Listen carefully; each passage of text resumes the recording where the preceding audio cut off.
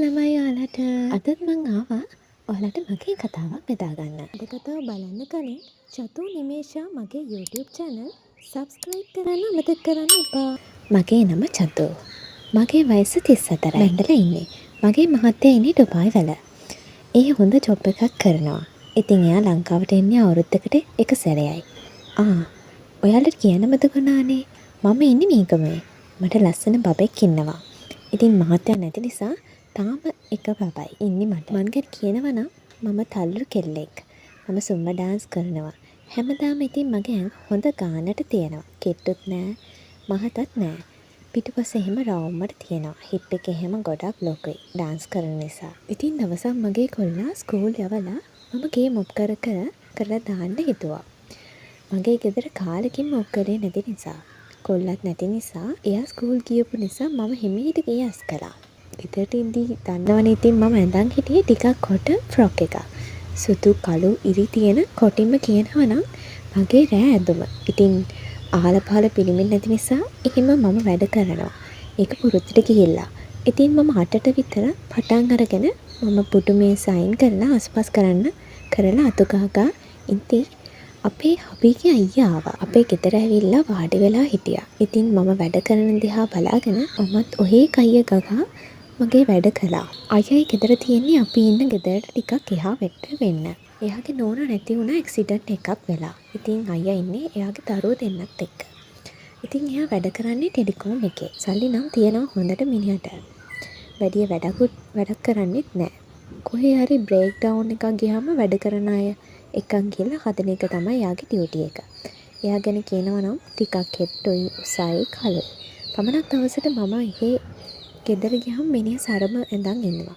පොඩි අයත් එක්ක සෙල්ලම් කරනවා. ඉතින් මම සෝෆා එක උඩ නැගලා බිත්තියේ ගහලා තියෙන මගේ වෙඩින් ෆොටෝ ටික රෙදි කැලකින් පිහදාන්න උඩ නැග්ගා. ටිකක් ඉස්සි පිහදාන ගමන් අයියට කිව්වා ඔන්න ඔයාගේ අයියා ලංකාවට ලබන සතියේ එනවා කියලා. කියද්දිම හබීගේ අයියා කියනවා එහෙනම් හොඳ බෝතලයක් දෙකක් ගෙන්නව ගන්න ඕනි කියලා. මම ඉතින් යටම තියෙන ෆොටෝස් ගලවලා පීදාන අතරේ එයා දිහා නිකමට වගේ ෆොටෝස් එකෙන් ග්ලාස් එකෙන් බැලුවා. මගේ පිටුපස දිහා කන්න වගේ බලාගෙන ඉන්නවා මිනිහා. මාත් එක්ක කතා කරන ගමන් මට හිතින් මාර හිනා. මමත් නොදැක්ක වගේ තාත් ඉස්සි ෆොටෝ ටික පිහදාන්න ගත්තා. ඉතින් දැන් මගේ ෆ්‍රොක් එක උඩටම ඉස්සෙලා මිනිහා බලන් ඉන්නවා මට පව් කියලාත් හිතුණා. මොකද ගෑණියෙක් නැතිව පොඩි උන් එක්ක තනියම ඉන්නේ ගෑණියෙක් නැහැ කියලා මිනිහා වෙන ගෑනු පස්සේ යන්නෙත් නැහැ. චාටර් නැහැ. හොඳ වැදගත් විදියට ඉන්න මිනිහෙක් නිසා. මා ටිකක් මිනිහව අවසන් හිතන් සෝෆා එකෙන් බැලලා මම කුස්සියට ගිහිල්ලා ෆ්‍රොක් එක ටිකක් ඔස්සගෙන යට ටික පේන විදියට හදාගෙන ආවා. වෙන රෙදි කෑල්ලක් ගේන විදියට. මිනිහත් එතනම ඉන්නක වාඩි වෙලා මා පහලින් ගලව ෆොටෝස් ටික ටේබල් එක උඩින් තියලා ආයෙත් නැග්ගා. සෝෆා එකට උඩම ෆොටෝස් ටික ගලවන්න කෝකට තියලා කොණ්ඩේ ගෙඩියක් එහෙම ගහගෙන ටිකක් ඉස්සුණා. ටිකක් උඩ පැන්නා. ඒත් බෑ සෝෆා එක එබෙන් නිසා උඩ පැනට එන්න වගේ. මිනිහත් දැන් මේ සේරම බලන් ඉන්නවා. මම කරන දේවල් මගේ කකුල් දිහා හොඳට බලන් ඉන්නවා. මම පිටිපස්ස හැරිලා කිව්වා අනේ අයියේ මේක ගලවලා දෙන්නකෝ. මම උස නෑ කියලා. පස්සේ එයා ළඟට ඇවිල්ලා කියනවා මගේ කකුල් දෙක මඩ වගේ නංගි මම ඔයාව උස්සන්නම්.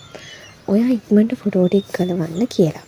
මට ඕන මගුලක් වෙන්න කියලා එහෙනම් මම උස්සන්නකෝ කියලා කිව්වා. ළඟටම ඇවිල්ලා මිනිහා මගේ බඩට දාලා අල්ලගෙන මාව ඉස්සුවා. අම්මෝ මට කරන්ට් එක වැදුනා වගේ. මගේ බඩ වැටින් නැත දාලා හයියෙන් අල්ලගෙන මාව ඉස්සුවා. මට කරගන්න දෙයක් නැහැ. පස්සේ මිනිහා කියනවා අම්මෝ මේකේ බර කියලා. මම කිව්වා වැඩි බර නෑ අයියේ.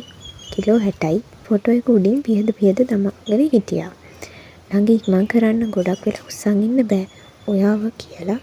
මේ වගේ වල්කතා හැමදාම අහන්න මගේ YouTube channel එක subscribe කරගෙන යන්න. කියනවත් එක්කම මේ මිනිහා මගේ පිටුපස්ස හැපුවා.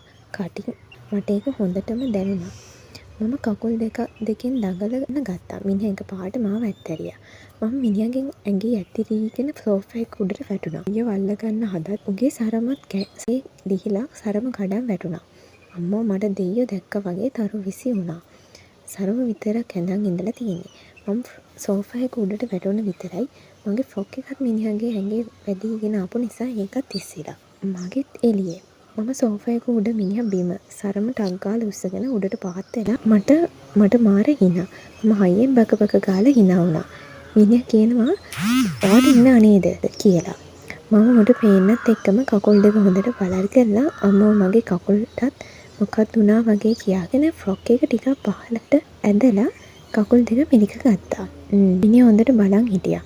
අයියත් ආයෙත් සරම ගලවලා ගසලා මට පේන්න ගෙට ගහගත්තා. නංගි මට බඩගිනි. මම කන්න යනවා කියලා යන්න ගියා. මිනිහා ගියාට පස්සේ මට අමුතු ආසාවක් ආවා. අයියා ළඟට යන්න හිතුණත් එක්ක ඕනේ නැහැ කියලා මගේ හිත පාලනය කරගෙන මගේ වැඩ ස්කූල් බස් එක ඇවිල්ලා හොනා. මම ඉක්මනට දුවලා ගියා පුතාව ගන්න ඕන නිසා. අයියාගේ බබාලා දෙන්නත් එන්නේ මේ බස් එකේමයි. ඉතින් අයියත් එතනට ආවා. බබාලා බස් එකෙන් ගියාම අපි දෙන්නට hina. අයියම hina වෙන්නේ මම නෑ පුතේ ඒක අපේ දෙයක් කියලා. මම කොල්ලව අරන් ගෙදරට ඇවිල්ලා කොල්ලව වොෂ් දාලා කවල නිදි කරවල ඉතිරි වැඩ ටික කළා. දැන් හොඳටම හවස් වෙලා. මම පුටු මේස ටික පිළිවෙලට හදවලා ඉවර වුණාම කලවර වැටිලා. මම තාම වොෂ් එකක්වත් දාලා නෑ. මට ආස හිතුණා අයියා ඒක මොනවා හරි කරලා බලන්න. ඉතින් මම බබාව එක්කන් අයියලා ගෙදරට ගිහිල්ලා ස්කූල් වැඩ කරන්න කියලා අයියට කිව්වා. ෆොටෝ එක හයි කරගන්න ඕනේ පොඩ්ඩක් එන්නකෝ කියලා. ඔයා යන්න නංගි මම එන්නම් කියලා අයියා කිව්වා. මම ඉතින් ගෙදරට ගියා. පුතාව තියලා ඔක්කොම ළමයි ඉන්න නිසා. මට අද හරි අමුතුයි. අයියාව මම බදාගත්ත නිසා වෙන්න ඇති කියලා මට හිතුණා. අයියට කියලා කරගන්න මාර උමනාව මට තිබුණේ. ටිකකින් ඔන්න අයියා ආවා. නංගි කියාගෙන. මම කිව්වා නංගි තමයි. මෙන්න බලන්න මගේ රතු වෙලා ඔයා හපපු පාර කියලා. ඕන දෙයක් වුණා වෙයි කියලා මම ෆ්‍රොක් එක උස්සලා පෙන්නුවා. ඌ නේද? අනේ නංගි සෝරි මට ඉවස ගන්න බැරි වුණා. ඒ වෙලේ මම මසාජ් එකක් දාන්නද කියලා කිව්වම මං තරහින් වගේ නෑ ඕන්නේ. මාව උස්සන්න ටිකක් මේක දාගන්න හැබැයි හපන්න නම් එපා.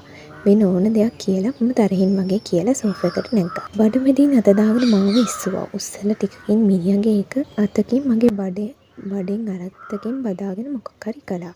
මට මොනවත් දැනුනේ නෑ. ටිකකින් ආයෙත් ඒ අතාරව අල්ලගත්තා. අයියෝ නංගි කියද්දි මම ඇහුවා මොකද අයියේ කියලා. ඇහුවම සරම ගැලවුණා නංගි. මම කිව්වා හා ඒකට කමක් නෑ. දැන් අපි දෙන්න විතරයි ඉන්නේ මේක ඇතුලේ. මම ටිකක් ඉන්න මේක හයි කරගන්නකම් කියලා. හා නංගි කියලා මිනිහා මට සැලෙන්ඩර් වුණා. මම ෆොටෝ එක හයි කර ඉඳී පහළ වෙලුව ෂේප් එකේ. එයාගේ අත් දෙකට මුකුත් පේන්නේ නෑ. මට දැන් දවල් දැකපු එක බලන්නකම් ඉවසිල්ලක් නෑ. මම හරි අයියේ දැන් සෝෆා එකෙන් තියන්න කියලා කිව්වා. මිනිහා ආදරෙන් වගේ හිමිහිට මිනිහාගේ බඩේ ඇතුලේ ඉගෙන එන විදියට ආදරෙන් පහළට ගත්තා. කකුල් දෙක අස්සෙන් මට දැනෙනවා මොන හරි දෙයක් ඇතිල්ලීගෙන වැටෙනවා වගේ. මිනිහා අත් දෙක ඇත්තැල්ල මුකුත් නොවුන ගානට ඉන්නවා. දැන් මං ජෝක් එකට ඇහුවා කොණ්ඩේ ගෙඩිය ගහන්න අයියාට සරම ඇඳගන්නේ නැද්ද කියලා කිව්වහම මු කියවි නංගි එක්ක ඉද්දි සරම් මොකටද කෙල්ලේ කියලා. මම වල් කමට පස්ස හැරිලා අයියාගේ දිහා බලාගෙන වල් හිනාවක් දාලා අයියාගේ පැත්ත හැරිලා අයියාගේ පපුවට අතින් එකක් ගැහුවා. ගහලා හැරුණ විතර අයියා කෙල්ලගේ පපුවක් පේනවා කියලා කියනවත් එක්කම මම ඇඟිල්ලෙන් අයියාගේ කට වහලා එහෙමම ඇඳුම් ගැලවුවා. ඊට පස්සේ එයා ඇඟපත අත ගාලා කරන්න ගත්තා. මං කිව්වා අයියෝ ඔහොම මගේ රූම් එකට යමු. බබාලා ආවොත් එයාලා දකි කියලා. කියනවත් එක්කම අයියා මාව වඩාගෙන රූම් එකට ගිහිල්ලා ලයිට් එක දාලා මම බෙඩ් එකට විසික් කළා. මට සිහි නැති වුණා වගේ දැනුණා. මම හොඳටම කිඳිරි ගන්නවා. ඉන්න බැරිම තැන අයියා අනේ මට රිදෙනවා. ගොඩක් කියලා අයියෙන් මං කෑ ගහන්න ගත්තා. පස්සේ අයියා මාව වඩාගෙන බෙඩ් එකට වෙලා මහන්සි ඇරියා. අයියේ දැන් අපි යමු නේද? වොෂ් එකක් දාගන්න කියලා මම නැගිටලා යන්න හදද්දිම අයියා නැගිටලා ඇවිල්ලා මම බදාගෙන මං ගෙදරට යන්න කෙල්ලේ කියලා කියා. පස්සේ මම වොෂ් එකක් දාගෙන නයිටි එකක් ඇඳගෙන අයියා ගෙදරට ගියා පුතාව අරගෙන. අයියා කඩෙන් රයිස් ගෙනල්ලා අපිටත් එක්කම මම ඒවක් අරගෙන පුතත් එක්ක ගෙදරට ඇවිල්ලා කෑවා. කාලා මහන්සි නිසා දොයිතා. මෙන්න මේ විදිහට තමයි යාළුවනේ මට හබීගේ අයියව සෙට් උනේ. හබී නැති අඩුව එයාගෙන් පුරව ගන්න මට පුළුවන් වුණා. මේ වගේ වල්කතා හැමදාම අහන්න මගේ YouTube channel එක subscribe කරගෙන යන්න.